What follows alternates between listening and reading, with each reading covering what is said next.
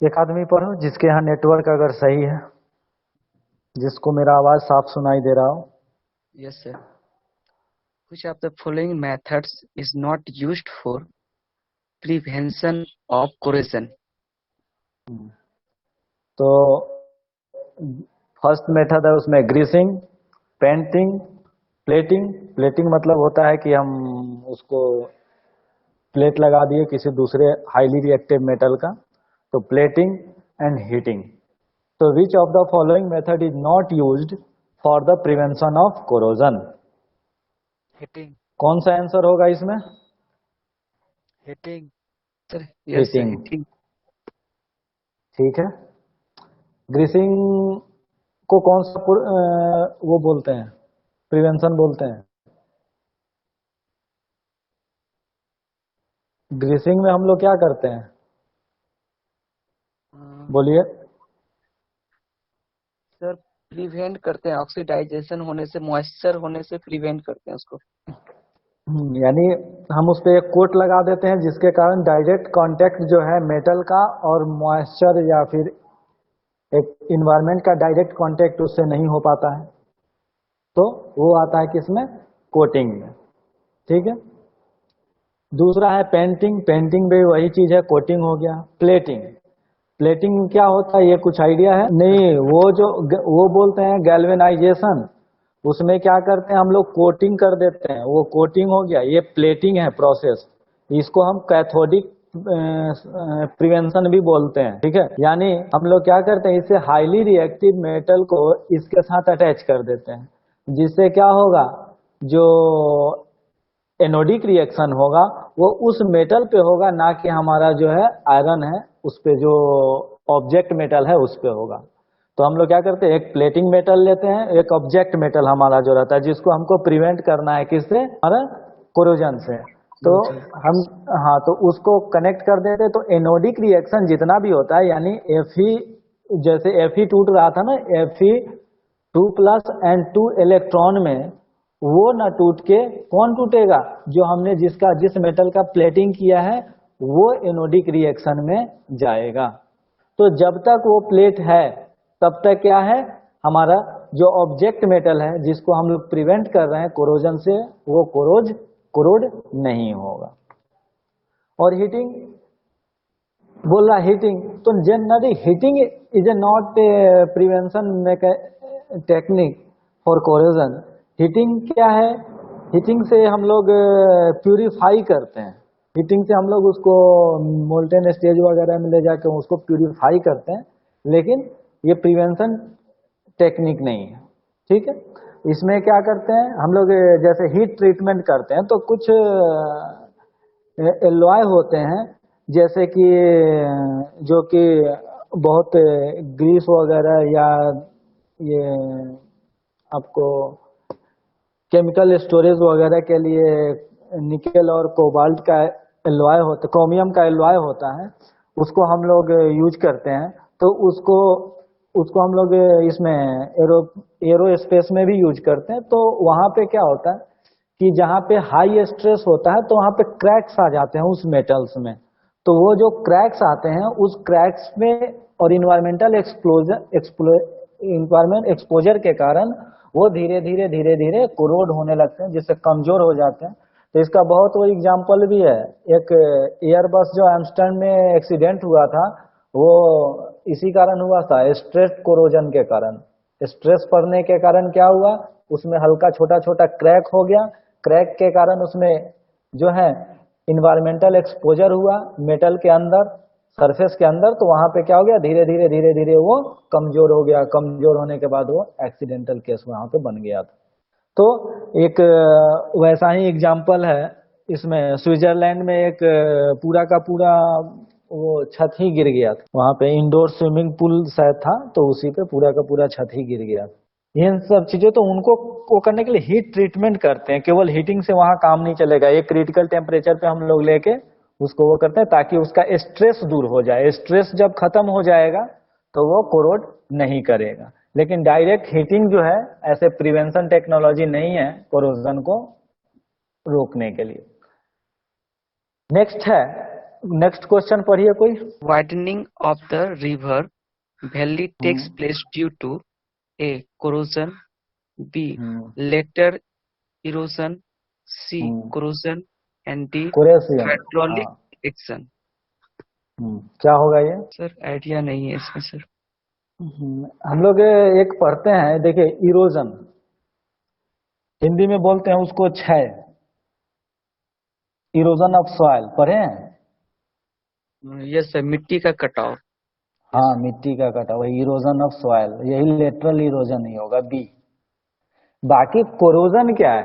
Corrosion तो है उसका मेटल के जो कंपोनेंट, मेटल का जो कंपोनेंट, जो ऑब्जेक्ट है, उस पे ऑक्साइड का लेयर बन जाना और वो कमजोर हो जाना, ये कोरोजन है।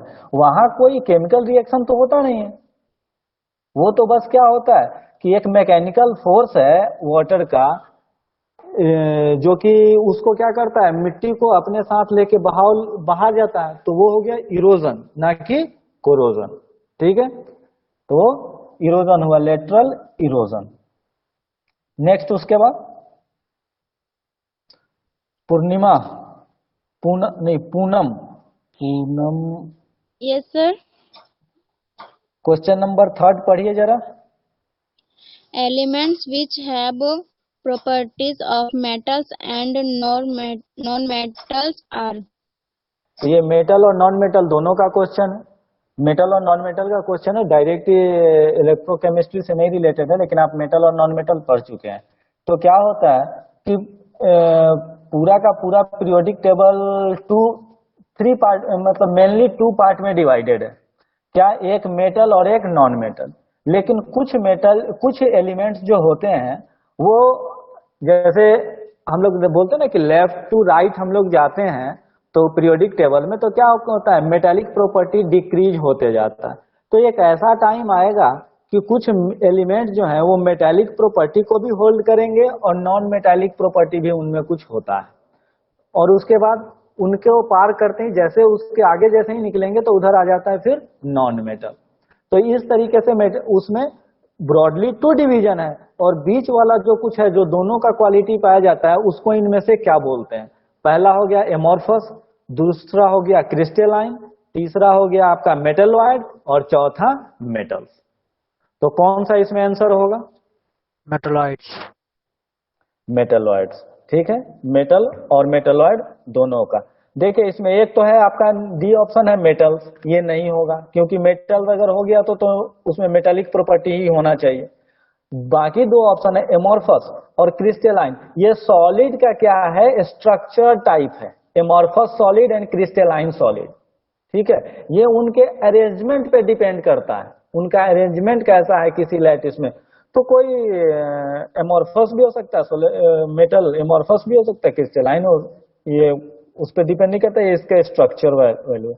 लेकिन मेटलॉइड एक ऐसा सा एलिमेंट, उसको ग्रुप दिया गया है एलिमेंट को, कि जिसमें मेटेलिक प्रॉपर्टी भी पाया जाता है और नॉन मेटेलिक भी प्रॉपर्टी पाया जाता है।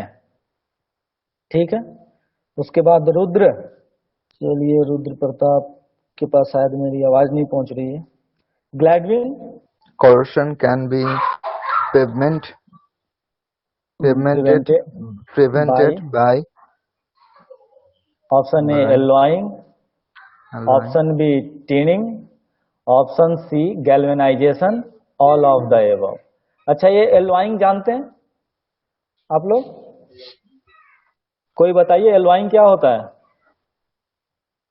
Sir mixture of metal sir and जब नॉन बहुत मेटल। सारे मिक्सचर ऑफ मेटल्स या नॉन मेटल भी हो सकते हैं। एक उसमें बेस मेटल होगा कि जो मेन मेटल होगा, बाकी उसमें जो जिस और जो एलॉय हम लोग यूटिलाइज करते हैं उसमें क्या हो सकता है, मेटल या नॉन मेटल दोनों हो सकता है। जैसा हमको प्रॉपर्टी चाहिए उस तरह का हम लोग मिक्सिंग करते हैं।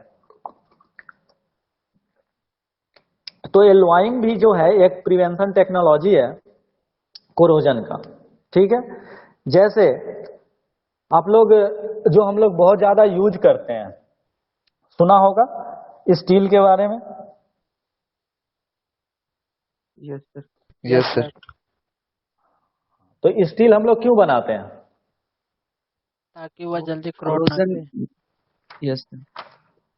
हाँ, कोरोजन लोहे का ही होता है स्टील, मैक्सिमम कंपोनेंट उसमें लोहा होता है। तो पहला चीज ये है कि लोहा उसमें ज्यादा रहता है, दूसरा बाकी एलॉय एलिमेंट उसमें हम लोग डालते हैं जैसा रिक्वायरमेंट है वैसा उसके। तो अब इसमें देखिए, पहले भी हम लोग लोहे वगैरह का इस्तेमाल करते थे। एक वो जो खाना बनाने के लिए कढ़ाई वगैरह होता था वो बड़ा बड़ा, अभी भी देखिएगा लोहे वगैरह का ही बन होता है। तो Yes यस sir. सर। भोज हाँ वगैरह में तो कढ़ाई होता है। हाँ, भोज वगैरह में जो हम लोग यूटिलाइज करते हैं, अभी भी उतना बड़ा कढ़ाई नहीं बनाया जा सकता है, या स्टील वगैरह का उतना बड़ा कढ़ाई बनाएंगे तो बहुत कॉस्टली पड़ जाएगा। तो हमको खर्च भी देखना होता है और काम भी निकालना होता है, दोनों काम करना है।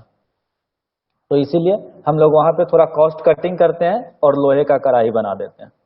तो उन सब में क्या होता है, वो काफी टाइम अगर रखा रह रहा है या वो धीरे धीरे उसमें जंग लगना शुरू हो सकता है अगर वो ज्यादा टाइम तक रखा रहा है। अगर कोई और वो पहला चीज तो यूज ये है, नहीं होगा तो। हाँ यूज नहीं होगा तो वो जंग लगना शुरू हो जाएगा, पहला चीज ये है। दूसरा चीज है कि जो स्टील हम लोग देखते हैं वो कितना स्मूथ होता है, स्टील का प्लेट वगैरह चाहे जो भी चीज हो, जो कंपोनेंट बना होता है कितना स्मूथ होता है, बिल्कुल एकदम चिकना सा होता है, साफ करने में भी बहुत आसानी होती है। तीसरा चीज है, चमकदार। हाँ चमकदार हो जाएगा, देखने में भी अच्छा लगेगा, प्रेजेंटेशन भी अच्छा रहता है। मेन चीज ये भी तो है प्रेजेंटेशन का। दूसरा चीज है कि दो चीजें हो गए, तीसरी चीज ये होती है कि उसका स्ट्रेंथ बढ़ जाता है, मजबूती जो है वो उसमें ज्यादा आपको आ जाएगा स्टील में, जैसे ही हम लोहा का एल्वाइंग करते हैं। ठीक है, तो ये कुछ प्रॉपर्टी हो जाती है जिसमें एक कारण ये भी है कि एल्वाइंग हम कुछ एलिमेंट का इसलिए करते हैं ताकि वो कोरोड ना हो, वो किसी और से रिएक्ट ना करे। जैसे नॉन कोरोजिंग एलॉय वगैरह होता है, जैसे क्रोमियम या निकल हो गया, तो इन सबको हम लोग मिलाते हैं ताकि ये लोग क्या करते हैं, कोरोजन को अपोज करते हैं, कोरोड नहीं होते हैं।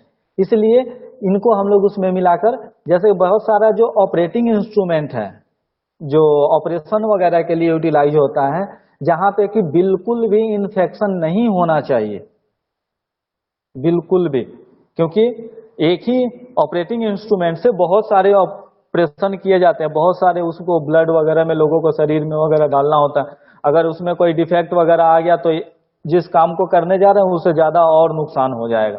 तो उन सब चीजों में हाईली जो है प्रोसेस्ड एलॉय का हम लोग यूटिलाइजेशन करते हैं, ताकि वो क्या हो, एक तो इन्वायरमेंट से या किसी भी मटेरियल से जल्दी रिएक्ट ना करे, प्लस वो इन्फेक्शन कैरी ना करे एक दूसरे से, नॉन इन्फेक्शियस होना चाहिए, उस पे सरफेस पे उस पे कोई भी जो है इन्फेक्शन चीज उस पे पकड़ ना ले। जैसे जिंक वगैरह होता है, क्या होता है, जिंक वगैरह को या एल्युमिनियम वगैरह को अगर हम एयर में छोड़ देते हैं, उसको पानी वगैरह थोड़ा सा भी लगा रहेगा तो कुछ टाइम का बाद क्या होता है, उस पे एक ग्रीनिश कलर का ऊपर से फफूंदी टाइप का बैठ जाता है, उससे पूरा ग्रीन ग्रीन टाइप का हो जाता है। आप लोग देखे होइएगा जैसे पूजा पूजा करने वाला जो, हाँ सर, होता है। तो उसके अंदर अगर झांक के देखिएगा तो देखिएगा कि वो कितना सा मतलब पूरा एकदम गंदा सा हो जाता है, लाइन लाइन सा ग्रीन ग्रीन सा उसके अंदर कोटिंग पड़ गया है। वो क्या है, वो जो मॉइस्चर और एयर वगैरह के कारण उस पे क्या हो गया, कोरोजन हो गया। धीरे धीरे उसको अगर हम साफ करते करते करते करते ऐसे रहेंगे तो धीरे धीरे उसमें से ग्रीन हटते हटते हटते तो वो नीचे से क्या होने लगता है, साफ होने लगता है। आप ऐसे कहीं कभी भी लोग क्या करते हैं, कॉपर का जग में पानी पीने के लिए बोलता है कि अच्छा होता है सेहत के लिए, तो लोग क्या करते हैं, जाते हैं खरीदने, तो दुकानदार भी बोलता है कि ये कॉपर, ये बहुत अच्छा वाला जग है, इसमें क्या करते हैं, क्या किए हुए हम लोग कि अंदर तो कॉपर है, ऊपर से स्टील कोटेड है, ठीक है, ऊपर से स्टील है और अंदर क्या है, कॉपर है। तो इसको हम लोग अगर ले जाएंगे तो ये लंबे टाइम तक चलेगा। तो उसके पीछे भी और कारण है। तो क्या वो केमिस्ट्री पढ़ के बताता है या फिर ऐसे ही बताता है, ऐसे ही बताता है।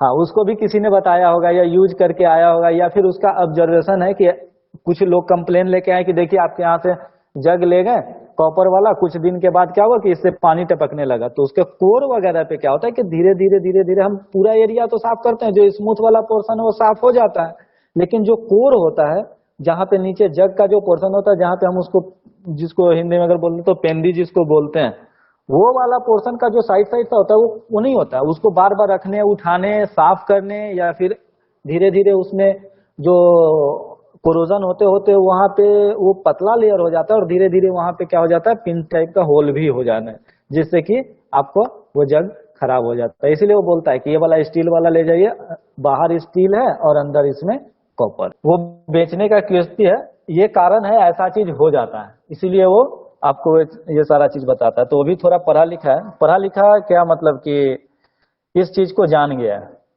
ठीक है, चलिए, तो ये क्या है, एल्लोइंग फर्स्ट हमारा मेथड था। दूसरा टिनिंग। तो हम लोग जो लेप चढ़ाते हैं ऊपर, जैसे गैल्वेनाइजेशन एक प्रोसेस है जहां पे हम लोग क्या करते हैं, जिंक का ऊपर कोटिंग कर देते हैं। तो जिंक अगर होगा ना, तो ऊपर से अगर स्क्रैच भी पड़ गया है, कुछ पोर्शन जिंक का अगर वहां से हट भी गया है, तो भी वो क्या होगा, आपको जो आपका आयरन है वो कोरोड नहीं होगा, रस्ट नहीं होगा। लेकिन दूसरा, अब उससे सस्ता जिंक महंगा है टीन से, तो उससे सस्ता टीन पड़ता है। तो टीन वाले में क्या करते हैं, टीन का भी हम लोग ऊपर से कोटिंग करते हैं। लेकिन टीन के कोटिंग में क्या है, टीन के कोटिंग में स्क्रैचिंग नहीं होना चाहिए, वो एक्सपोज नहीं होना चाहिए। अगर कहीं कोई टुकड़ा टीन का ऊपर से अगर हट गया, तो वहां पे क्या होगा कि वहीं से रस्टिंग शुरू हो जाएगा, क्योंकि टीन से ज्यादा रिएक्टिव है आयरन, ठीक है, जबकि जिंक से कम रिएक्टिव है। इसलिए गैल्वेनाइजेशन जो है वो होने से थोड़ा सा भी अगर लेयर उस पे है तो कोरोजन नहीं होगा। लेकिन टीनिंग में अगर थोड़ा सा भी घिस गया है और एटमॉस्फेयर में एक्सपोजर हो गया है आयरन का, तो वहीं से कोरोजन शुरू हो जाएगा। पहले वो कोरोज करेगा, तब टीन उनके बारे में सोचना पड़ेगा। इसका आंसर कौन सा हो गया, ऑल ऑफ द एबव। यानी एल्वाइंग भी यूज करते हैं, टीनिंग भी यूज करते हैं, गैल्वेनाइजेशन भी यूज करते हैं। टीनिंग और गैल्वेनाइजेशन किसके अंतर्गत आता है, कोट करते हैं, ग्रीस पेंटिंग, फिर आपका टीनिंग और गैल्वेनाइजेशन, ये सारा का सारा किस में आता है, कोटिंग में आता है। यानी ऊपर से हम उसको एक्सपोजर टू द एटमोस्फेयर हटा देते हैं, कम कर देते हैं, यानी एक कोट बना देते हैं उसके ऊपर, और वो कोटिंग से वो क्या कहता है, डायरेक्ट कांटेक्ट में नहीं आता है और वहां पे कोरोजन नहीं होता है। क्वेश्चन नंबर 5, इसमें से देखिए, रिडॉक्स रिएक्शन एक दिया है, spontaneous redox reaction, non spontaneous redox reaction. Redox reaction पता है, स्पॉन्टेनियस, नॉन स्पॉन्टेनियस। स्पॉन्टेनियस का मतलब होता है कि तुरंत हो जाना, नॉन स्पॉन्टेनियस का मतलब बहुत धीरे धीरे होना। अगर बहुत धीरे धीरे होगा तो फिर वहां से एनर्जी मिलेगा ही नहीं। जैसे रस्टिंग वगैरह क्या होता है, बहुत लेट का प्रोसेस होता है, तो उतना कौन ध्यान दे के बैठा रहेगा कि हाँ रस्टिंग हो रहा है कि नहीं हो रहा है, देखें आज हुआ कि कल हुआ, कब से रस्टिंग शुरू हुआ, एग्जैक्ट पता नहीं कर सकते। लेकिन ये चीज देख सकते हैं हाँ कि इसमें रस्टिंग हो गया है। तो जो बहुत धीरे धीरे जो रिएक्शन, स्लो रिएक्शन होता है, उसका भी हम लोग ऑब्जर्वेशन नहीं करते हैं, और बहुत फास्ट रिएक्शन होता है उसका भी ऑब्जर्वेशन नहीं करते हैं। लेकिन हमको जब कोई चीज चाहिए तो एक अच्छे स्पीड से अगर रिएक्शन होगा, तभी हमको वो विद द गिवन टाइम में हमको वो चीज मिल पाएगा। और थर्मोकेमिकल, थर्मो मतलब होता है हीट, और केमिकल रिएक्शन आपको पता है कि हीट के कारण जो रिएक्शन होता है। और सब्लिमेशन जो है, सब्लिमेशन का क्या मतलब होता है, ये पढ़े भी हैं, यानी solid to gaseous state. Solid to gaseous state अगर क्या हो जाता है, ट्रांसफर हो जाएगा, चेंज ऑफ स्टेट होता है। तो चेंज ऑफ स्टेट कोई केमिकल रिएक्शन तो है नहीं, चेंज ऑफ स्टेट में तो इसको हम नहीं बोल सकते कि केमिकल रिएक्शन है ये। इससे हमको एनर्जी मिलेगा भी या नहीं मिलेगा। जैसे बहुत सारे एलिमेंट हैं कि उनको जैसे बहुत सारे जो कंपाउंड होते हैं कि जैसे ही हम उनको बाहर लाएंगे, एक्सपोज करेंगे एटमॉस्फेयर में, वो क्या होता है, सब्लिमेट हो जाते हैं, यानी वो सॉलिड स्टेट से किस में चेंज हो जाते हैं, गैसियस स्टेट में। चलिए, तो इसका सोचिएगा क्या होगा। ये चीज हम लोग बहुत बार पढ़े भी हुए हैं, बस नाम केवल अलग अलग है, voltaic cell, galvanic cell, thermochemical. क्यों, हीट रिलीज होगा तो उससे हमको एनर्जी, इलेक्ट्रिसिटी थोड़ी मिलेगा। इलेक्ट्रिसिटी जनरेट होता है थर्मोकपल से, समझे।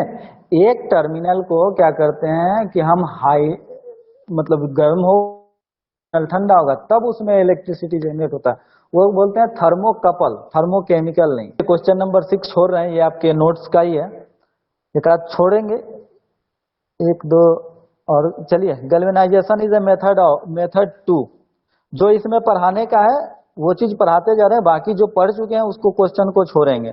तो galvanization is a method to, ये हमने अभी पढ़ा है। गैल्वेनाइजेशन ऊपर कहीं पे आया था, हाँ ये क्वेश्चन नंबर 4 में कि एलॉइंग क्या होता है, टिनिंग क्या होता है, गैल्वेनाइजेशन क्या होता है उस चीज को। तो ये क्वेश्चन आप कर लेंगे, इस क्वेश्चन को आप कीजिएगा।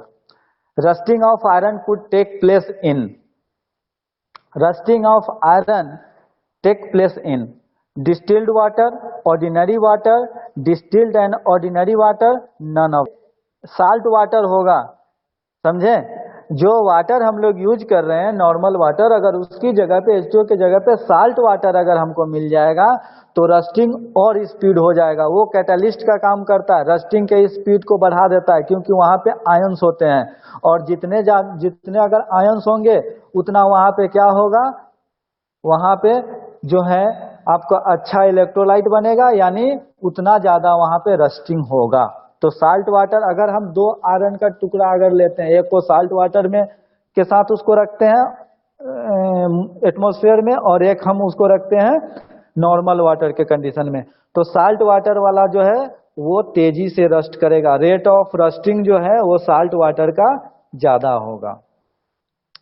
उसके बाद question number 9, which of the following में सी हो जाएगा ना आंसर, 8 का सी सी नहीं, हो जाएगा ना डिस्टिल्ड वाटर में नहीं करेगा, डिस्टिल्ड वाटर तो प्योर वाटर हो गया। सर। लेकिन कुछ तो वो इफेक्ट करेगा ना कोरोजन के लिए, आखिर वो भी तो मॉइस्चराइज कुछ वो उसमें एब्जॉर्ब सर करेगा वो। लेकिन यहाँ पे ऑप्शन के हिसाब से चलना पड़ेगा ना। हाँ तो आप इसको नेक्स्ट क्लास हमारा कब है, मंडे को होगा ना। तो इसमें देखिए 5 इधर 5 क्वेश्चन हो गया, 5 तो हमने बता दिया, 6 number, 7 number, 8 number, 9 number metal non metal से है, ये पीरियोडिक टेबल से है, और 10 नंबर क्वेश्चन ये आपको है रोस्टिंग से, मतलब मेटलर्जी से।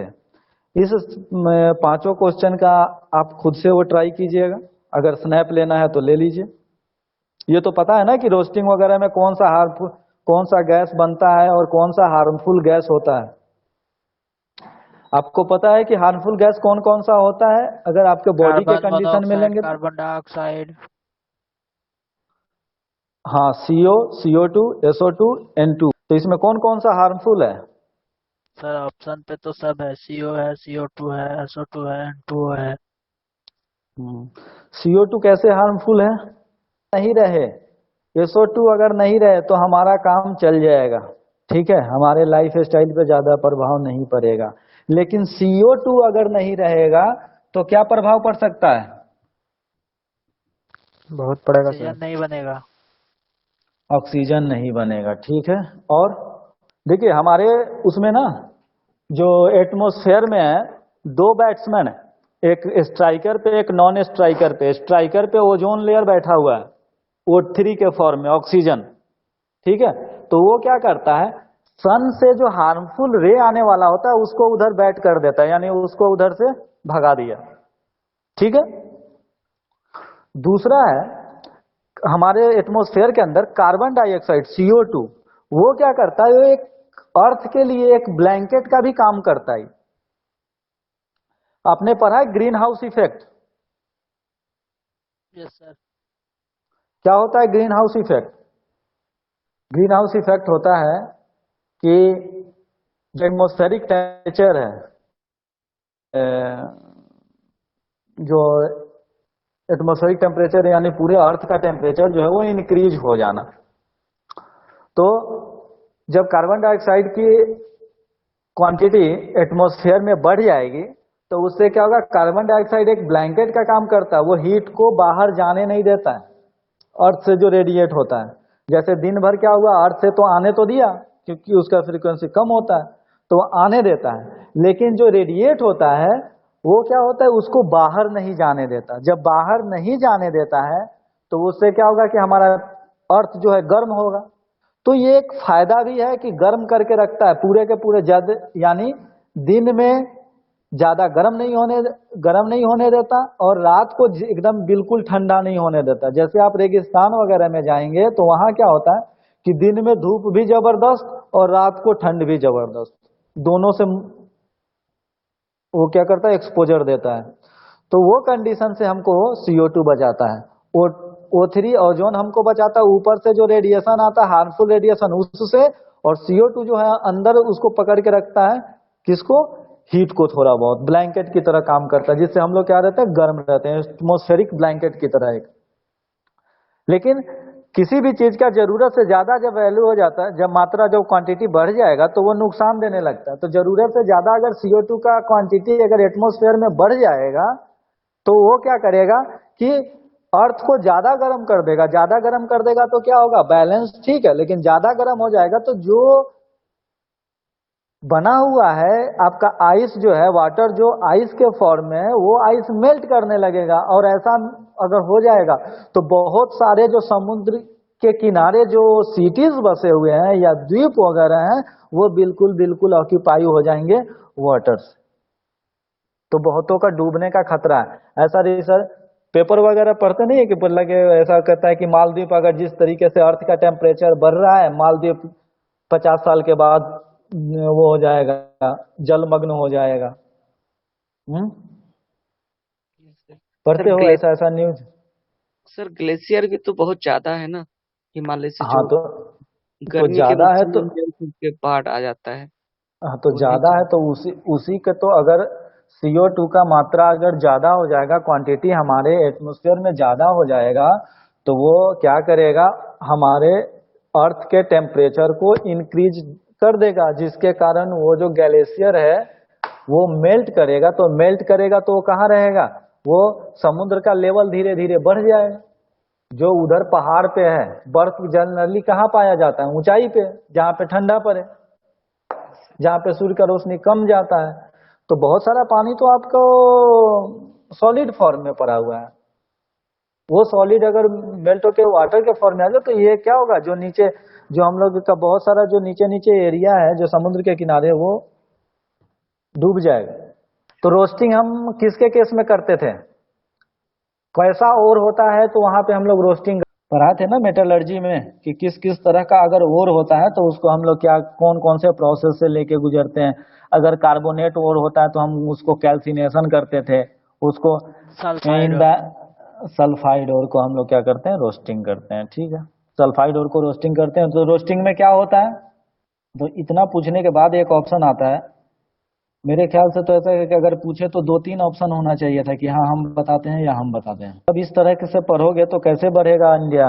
सब कोई ये चाहता है कि हम सबसे आगे रहें, मतलब मंजिल की चाहत सबको रहती है, लेकिन ये कोई नहीं बोलता कि हम सबसे ज्यादा मेहनत करके मंजिल को पाएंगे ना। जितना शॉर्टकट तरीका हो वो मिल जाए बस फायदेमंद। तो सर बोलिए क्या होता है रोस्टिंग में। रोस्टिंग सर एक ऐसा प्रोसेस है जिसमें हम मेटल को इन अब्सेंस प्रेजेंस ऑफ एयर पे हीट करते हैं। अच्छा, प्रेजेंस ऑफ एयर पे हीट करेंगे तो हाँ ठीक है। जनरली सल्फाइड ओर का हम लोग करते हैं, तो सल्फाइड ओर क्या होता है, बर्न होके सल्फर डाइऑक्साइड बदल जाता है। ये सल्फर डाइऑक्साइड हमारे लिए हार्मफुल क्यों है? सर नहीं पता है। एसिड रेन सुने हो? हाँ सर। एसिड रेन का एक कंपोनेंट है ये। SO2 जब होता है, जब वाटर से मिलेगा तो H2SO3 बनाएगा, H2SO4 बनाएगा, सल्फ्यूरिक एसिड वगैरह बनाएगा, जो कि वाटर ड्रॉपलेट के साथ मिलके और हमारे अर्थ पे आ जाएगा। तो जिससे क्या होता है कि अगर तालाब पोखर ये सब में क्या होगा, ज्यादा एनिमल मर जाता है। हाँ मर जाएगा। और हमारे खेत वगैरह में भी वो क्या होगा, जैसे बोलते हैं ना कि ताजमहल का रंग क्या हो रहा है कि धीरे धीरे धीरे धीरे खराब हो पीला रहा है, हो तो रहा है। एसिडिक, हाँ वो एसिडिक रेन वगैरह के कारण होता है। तो बिल्डिंग वगैरह का भी खराबी होता है। चलिए, मैकेनिज्म ऑफ रस्टिंग, यहाँ हम लोग आते हैं थोड़ा।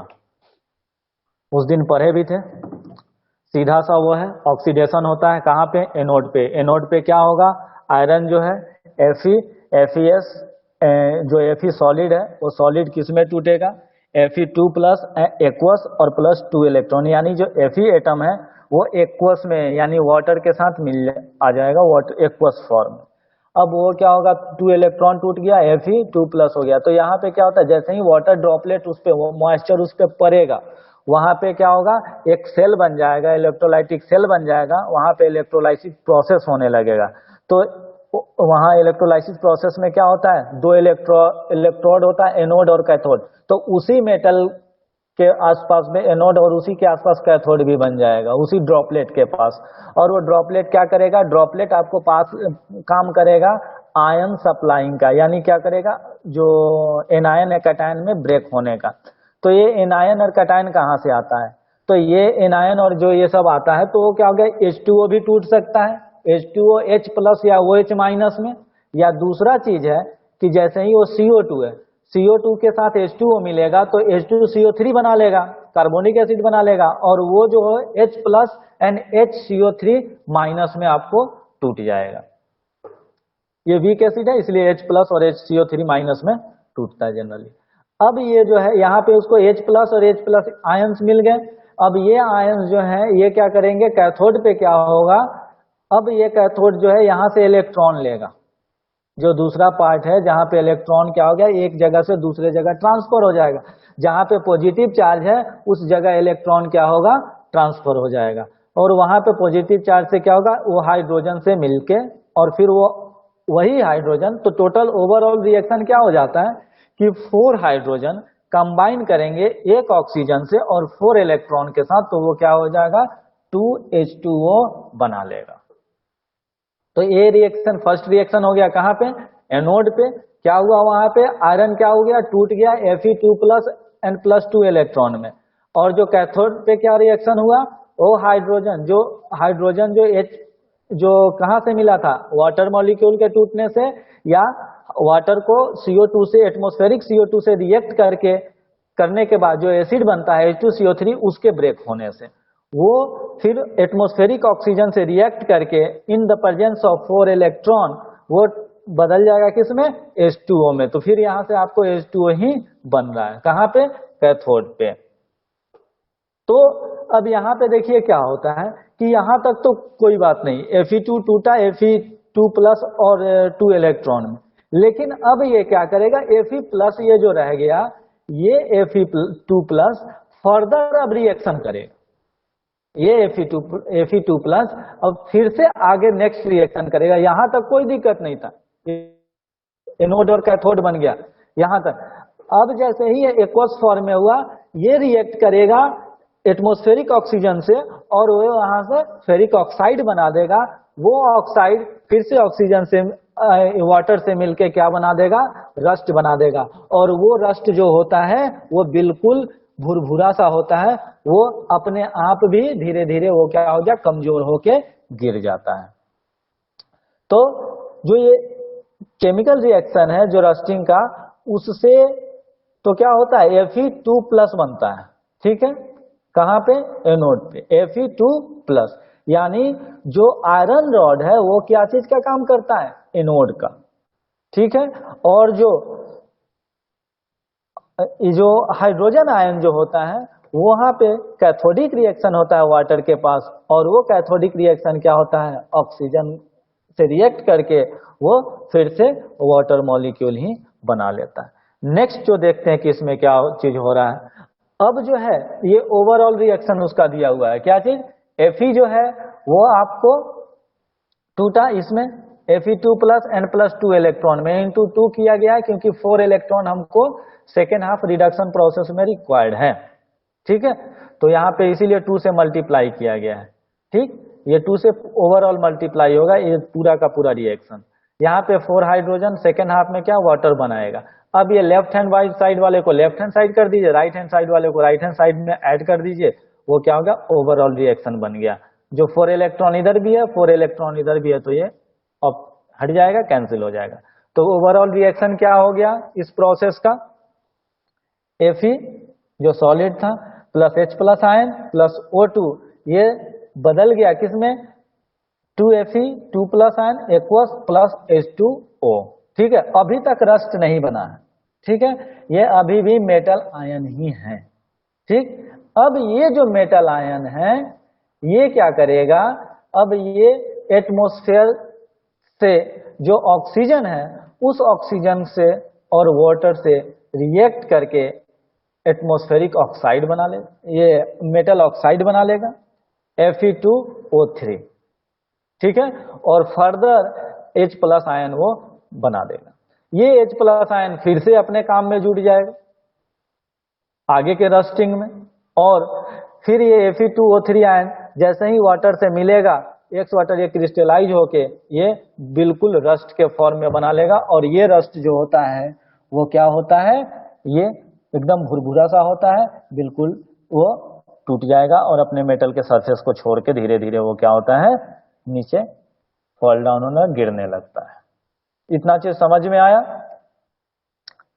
रस्टिंग का प्रोसेस समझ में आया? सुजोय, ऋषभ, मार्टिना, विशाल, रुद्र प्रताप, ओम प्रकाश, धनीराम, समझ में आया रस्टिंग का प्रोसेस? Yes, sir. हाँ सर। जी सर। एक बार कम से कम ये जो oxidation half reaction, reduction half reaction और ओवरऑल रिएक्शन, ये तीनों रिएक्शन लिख के प्रैक्टिस कीजिए, ठीक है? तो क्या होता है, ये जितना ये दिखाया है ना कि यहाँ से यहाँ तक जा रही है, जाने का जरूरत नहीं है, बिल्कुल एक ही जगह जहाँ पे वाटर मॉलिक्यूल मिला है वहीं पे, जहाँ दो एनोडिक कैथोडिक रिएक्शन वहीं उसी के आसपास दोनों जगह हो जाता है, जहाँ पे वाटर का जहाँ तक वो ड्रॉपलेट, ठीक है? तो उसके बाद तो रस्ट हम किसको बोलते हैं? रस्ट का फॉर्मूला क्या होता है? Fe2O3 इंटू XH2, ये है आपका रस्ट का फॉर्मूला, ठीक है? तो कभी कभी ये फॉर्मूला भी लिखा हुआ आ जाता है कि क्या रस्ट का वो क्या है, केमिकल फॉर्मूला क्या है। उसके बाद देखिए अब हम इसको प्रिवेंट कैसे करेंगे। तो प्रिवेंट करने का मेथड सारा का सारा हमने अभी बताया ही है, ठीक है? उस मेथड को बस यहाँ पे एक साथ कर दिया गया है, कैटेगराइज कर दिया गया है। पहला मेथड है सरफेस कोटिंग या बैरियर प्रोटेक्शन। एक्सप्लेन कर सकते हैं आप लोग? Yes sir. चलो धनीराम, तो तुम ही एक्सप्लेन करो क्या क्या है सरफेस कोटिंग और बैरियर प्रोटेक्शन, क्या बोलते हैं, किसको बोलते हैं? देख के ही एक्सप्लेन कर सकते हो आप, एक बार इसको देख लो क्या क्या है। By applying oil, grease, paint, ये सब, by coating thin layer of other metal, या और बाय गैल्वेनाइजेशन। तीन चीज है, तीनों चीज को आप बता सकते हैं कि क्या क्या होता है, बोलिए। पहले सरफेस कोटिंग में जैसे हम लोग जिंक, कॉपर इस सब से कोटिंग करते हैं गैल्वेनाइजेशन प्रोसेस से, ये कोटिंग पे आता है। और बैरियर प्रोटेक्शन में सिंपली हम लोग ऑयल, ग्रीस ये सब लगा के, पेंट ये सब करके उसको प्रोटेक्ट करते हैं। बैरियर मतलब क्या होता है? बैरियर मतलब सर वहां तक ऑक्सीजन पहुंच ना पाए। हाँ, नॉर्मल लाइफ में कहीं सुनते हैं ना हम लोग कि पुलिस ने बैरियर लगा दिया है। बैरियर लगा देने का क्या मतलब है कि वहां से जो डिस्टर्बिंग एलिमेंट हैं उनको अंदर नहीं जाने देना है, या जो उस एरिया में ऑथराइज नहीं है, उस अनऑथराइज आदमी उस एरिया में नहीं पहुंचेगा, ठीक है? तो ये दोनों एक ही नाम है, सरफेस कोटिंग बोलिए या बैरियर प्रोटेक्शन बोलिए। यानी हम क्या करते हैं कि मेटल के सरफेस को प्रोटेक्ट करने के लिए हम उसके मेटल के सरफेस पे एक बैरियर लगा दिए। अब वो बैरियर किस किस तरह से लगा सकते हैं? ऑयल, ग्रीस, पेंट या वार्निश लगा के, ठीक है? दूसरा चीज है कोटिंग डिपॉजिटिंग ये thin layer of any other metal, यानी कोई जो मेटल कोरोड ना करे, यानी जिसपे कोरोजन नहीं होता है, ठीक है? उसको हम लोग क्या करें, उसके ऊपर लगा दें, ठीक? तो भी हम क्या करेंगे कि डायरेक्ट कांटेक्ट में नहीं आएगा वो ऑब्जेक्ट मेटल। ऑब्जेक्ट मेटल कहने का मतलब वो हमारा ऑब्जेक्ट जिसको हमको प्रिवेंट करना है, समझे? ऑब्जेक्ट मेटल कहने का मतलब कि वो ऑब्जेक्ट जिसको हमको बचाना है कोरोजन से। तो उसके ऊपर क्या कर दिया हमने, मेटल का ऊपर से कोरोसिव वो लगा दिया, नॉन कोरोसिव मेटल या नॉन कोरोसिव कोई एलिमेंट का ऊपर से बैरियर लगा दिया, सरफेस को उसको कोट कर दिया। दोनों नाम सेम ही है, दोनों इसके लिए यूज है, सरफेस कोटिंग और बैरियर प्रोटेक्शन। उसके बाद एक तीसरा प्रोसेस है, यहाँ पे देखिए टिनिंग भी।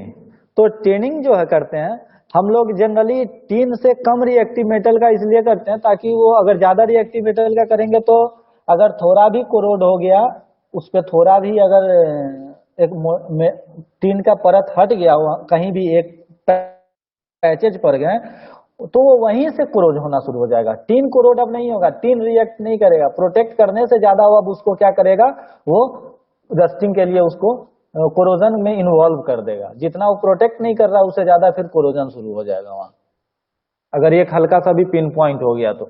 अगर नहीं है तब तक तो वो उसको प्रोटेक्ट करेगा। दूसरा मेथड है बाई गैल्वेनाइजेशन। तो ये है क्या, हम जिंक का कोटिंग कर देते हैं, जिंक को पूरा उसके ऊपर क्या कर देते हैं, लेप एक तरह से जिंक का हम लोग चढ़ा दिए। तो ये तीन जो है वो मेथड आता है बाई सरफेस कोटिंग या बैरियर प्रोटेक्शन। एक आता है तो वार्निश। वार्निश क्या होता है, वार्निश एक लिक्विड होता है जिसको हम लोग जो वाइंडिंग वगैरह करते हैं ना, फैन वाइंडिंग वगैरह जो इलेक्ट्रिकल वगैरह में किया जाता है या मोटर वगैरह में, तो उसके ऊपर से उसको लगाया जाता है कि सबको एक वो लिक्विड होता है, लिक्विड को हम लोग लगा देते हैं तो वो, या आप ट्रांसफार्मर वाइंडिंग वगैरह भी जो देखेंगे उसको भी क्या करता है, वो पकड़ के रखता है एकदम, एक दूसरे चिपक जाता है उसके साथ वो। तो उसके लिए वार्निश का हम लोग इस्तेमाल करते हैं। जो इलेक्ट्रीशियन वाले वगैरह हैं वो आगे जाके इसका भी देखेंगे कि मोटर वगैरह में हम लोग वार्निश ऑयल बोलते हैं इसको, उसका इस्तेमाल करते हैं वो वाइंडिंग वगैरह को फिक्स करने के लिए। बहुत बार आप जाएंगे भी उसमें कहीं आप अपना इन्वर्टर वगैरह सही कराने, तो बोलता है कि सर आपका जो ट्रांसफार्मर है इसको थोड़ा वार्निश करना पड़ेगा, खोल के इसमें से वो क्या स्मोक वगैरह आ रहा है यानी खराब हो सकता है। तो क्या करता है, वार्निश कर देता है, उससे लाइफ बढ़ जाता है। तो एक वो तरीका है, उसके ऊपर से कोई भी चीज को चढ़ा, वो ऑयल को चढ़ा देना, वो ऑयल सूखेगा तो फिर वो एक लेयर के तौर पे डिपॉजिट होता है, जैसा पेंट हो जाता है। तो दूसरा तरीका है उसके बाद cathodic protection, second method. Cathodic protection कल बताए थे, मतलब पिछले क्लास में, कल नहीं पिछले क्लास में, उसमें हमने बताया था कि दो मेथड हम लोग यूज करेंगे, दो मेटल यूज करते हैं। किसका, खासकर वो जो पाइप होता है, वाटर पाइप वगैरह, उसको कोरोड होने से बचाने के लिए। याद है या नहीं? पिछला जो उसका आपको वो दिए थे क्वेश्चन वगैरह था, वो नोट्स के साथ था, रिडॉक्स रिएक्शन के साथ, वो मिल गया आप लोग को? तो देखिए कैथोडिक प्रोटेक्शन, इसमें हम हाईली रिएक्टिव मेटल, मतलब मान लीजिए हमको आयरन को प्रोटेक्ट करना है रस्टिंग से, तो हम क्या करते हैं, आयरन से ज्यादा रिएक्टिव मैग्नीशियम का एक ब्लॉक ले लिए, एक ब्लॉक को उसको क्या कर दिया, अटैच करके उसके साथ अटैच कर दिया उसके ऊपर में या उसके बगल में। अब क्या होगा कि वो जो एनोड है, आयरन एनोड नहीं बनेगा, जो ज्यादा रिएक्टिव मेटल है, मोर इलेक्ट्रोपॉजिटिव मेटल है, वो बनेगा एनोड, और ये जो बन जाएगा कैथोड। इसीलिए क्या करेगा कि कैथोड क्या होता है, कैथोड कभी भी डीके नहीं होता। डीके कौन होता है, टूटता कौन है, एनोड। तो एनोड पे आपका ऑक्सीडेशन होगा, तो एनोड तो हमारा क्या है, जो ऑब्जेक्ट मेटल यानी जो पाइप है जिससे हम लोग वाटर सप्लाई वगैरह कर रहे हैं, वो पाइप हमारा बचा रहेगा, वो रस्ट प्रूफ रहेगा, वो रस्टिंग नहीं होगा उसमें। तो ये है हमारा कैथोडिक प्रोटेक्शन। उसमें क्या करते हैं, हाईली रिएक्टिव मेटल को, मोर इलेक्ट्रोपॉजिटिव मेटल को हम लोग वहां पे रख देते हैं, वहां से कनेक्ट कर देते हैं, जिससे क्या होता है कि वो बच जाता है। तीसरा मेथड है बाई फॉर्मिंग इनसॉल्युबल फॉस्फेट या क्रोमेट कोटिंग। ये है जो आयरन पिलर जो सारनाथ वाला है, वो इनसॉल्युबल फॉस्फेट उसमें एलॉयड किया गया है, जिसके कारण उसमें इतना साल अशोक के जमाने से लेके अभी तक हो गया है, लेकिन उसमें क्या हो गया कि रस्टिंग नहीं हुआ है। उसके बाद यूजिंग एंटी रस्ट सॉल्यूशन, बहुत सारा आपको जो केमिकल सॉल्यूशन आता है वो एंटी रस्ट बना हुआ होता है, उसके ऊपर क्या करते हैं हम लोग, उसमें उसको डिप कर देते हैं, उससे वो क्या होता है कि रस्टिंग आपका नहीं होगा। लास्ट जो ऑप्शन है बाई एलॉइंग, तो सबसे कॉस्टली पड़ता है ये फिफ्थ वाला बाई एलॉइंग। तो बाई एलॉइंग में हम लोग उसी मटेरियल का एलॉइंग करके यूज करते हैं जिसका हमको डिजायर प्रॉपर्टी चाहिए, यानी वो हाईली सेंसिटिव मेटल हो, हाईली सेंसिटिव जगह पे उसका इस्तेमाल होना हो रहा हो, यानी उसको स्ट्रेंथ भी चाहिए, रस्ट भी चाहिए, ड्यूरेबिलिटी भी चाहिए। उस जगह पे हम लोग एल्लॉइंग का इस्तेमाल करते हैं उससे बचने के लिए। फिर आपको जैसे इसमें हो गया कि जैसे आपका हो गया कि कास्टिंग ही है एक। कास्टिंग में क्या होता है, कास्टिंग में हम लोग क्या कार्बन की मात्रा बढ़ा देते हैं, कार्बन का क्वांटिटी बढ़ा देते हैं। तो वो कार्बन का क्वांटिटी बढ़ने से क्या होता है, उसके जो कंबाइंड स्टेट में कार्बन, तो वहां पे क्या वो रस्टिंग से उसको प्रोटेक्ट करता है। वैसे ही जो स्टील वगैरह जो बनता है, तो स्टील में कुछ जिसमें केवल कार्बन ही पाए जाते हैं लॉयल के रूप में और बेस मेटल पाया जाता है, तो उसमें low carbon steel, medium carbon steel और हाई कार्बन स्टील। तो उसमें हाई कार्बन स्टील में वही चीज होता है कि उसमें कार्बन का मात्रा बहुत, इन सब के कंबाइंड स्टेट में कार्बन का मात्रा, जैसे एलॉय में जो होता है, अगर खासकर आयरन के एलॉय में, तो वहां पे कार्बन दो फॉर्म में पाया जाता है, एक ग्रेफाइट फॉर्म में और एक कंबाइंड फॉर्म में। तो ग्रेफाइट फॉर्म में जो पाया जाता है उसके कारण वो मुलायम होगा, और जो कंबाइंड फॉर्म में आएगा उसमें क्या होता है, उसमें करापन होगा, वो हार्ड आवाज होगा। कट रहा है सर, कुछ सुनाई नहीं दे रहा है। चलिए तो आज इतना ही वो करते हैं, ये नोट्स जो है ये आपके पास पहुंच जाएगा।